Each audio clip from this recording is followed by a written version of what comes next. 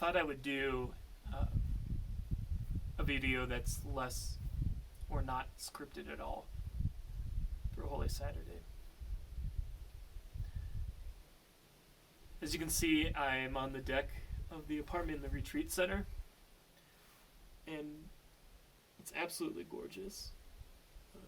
There are some stunning views and beautiful trees, and still a little snow on the ground. But there's a sense of serenity that's in this place. The retreat center is pretty big, though, and it's a little odd to be the only person in here. There's a lot of room and a lot of noises due to wind or creaking or just being up high in this elevation. And every time I think somebody is knocking on the door or something like that, it's definitely not true. I'm the only one here.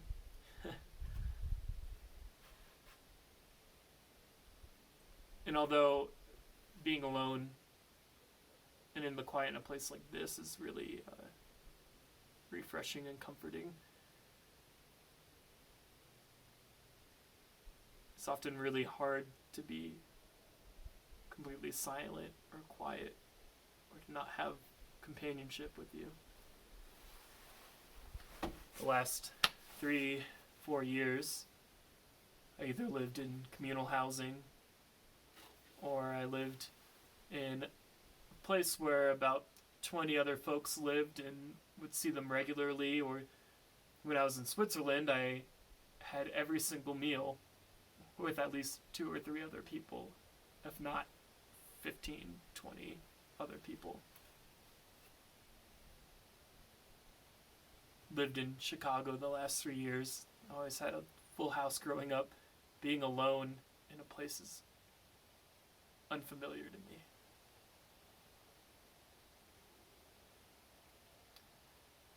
There's and I like it in many ways, but there's a sense of sitting and staying that I both welcome and is a little unfamiliar. On Holy Saturday, we celebrate, in a way, Jesus staying in the tomb. If not celebrate, then we acknowledge that Christ died on a Friday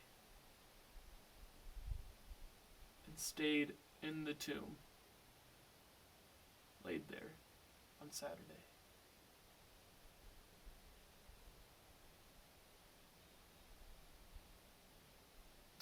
We've had the triumphant entry. We've had the foot washing.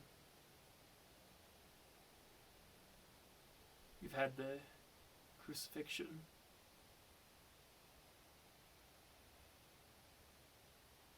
And today we sit and stay, which is not unlike what we're being asked to do right now. To sit and stay.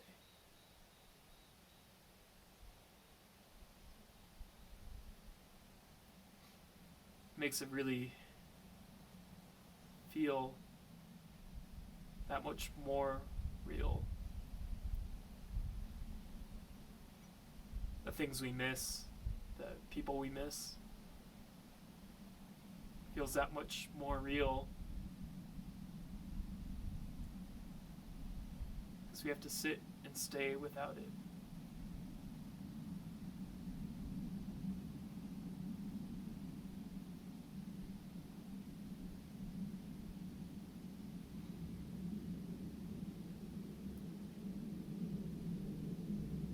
It wasn't death and resurrection, it was death and staying and resurrection.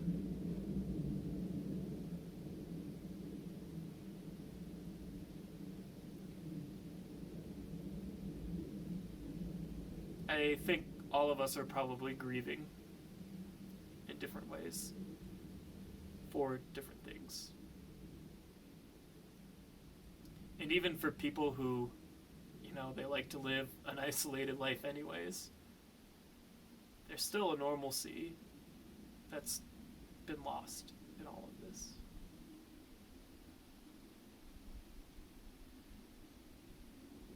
In this time of sitting and staying, maybe even grieving,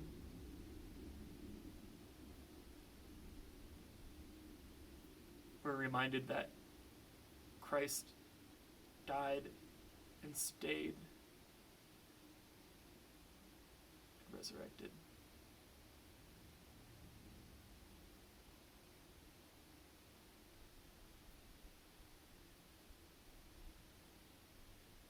I hope you can find the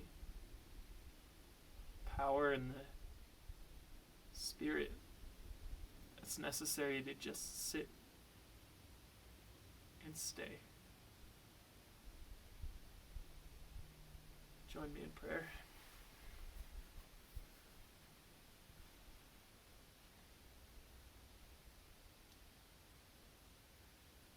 Lord, in this stillness,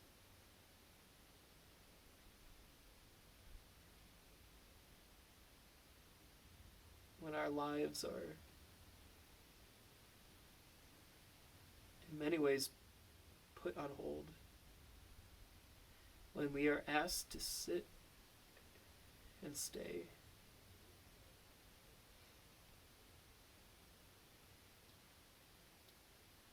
let us look to Christ.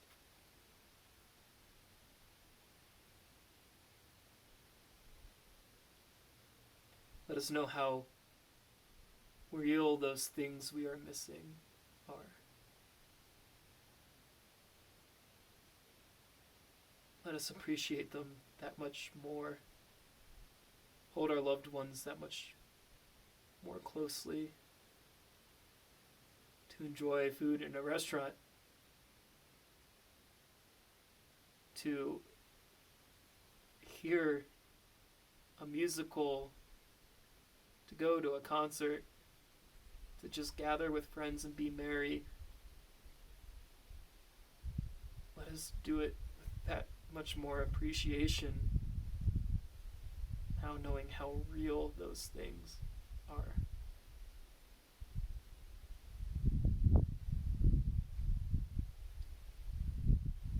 In this absence, let us take note of what we've lost, what we're losing, what we're missing. Let us show gratitude to those who enable those things, to school systems and teachers, grocery workers, theater attendants, the folks who make those things we miss so very real. In our time of distance, let us hone our gratitude and compassion for these people and these things.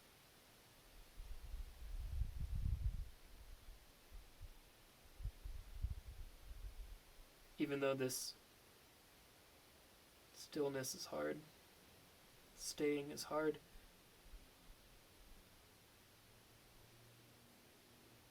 we know that Christ also stayed.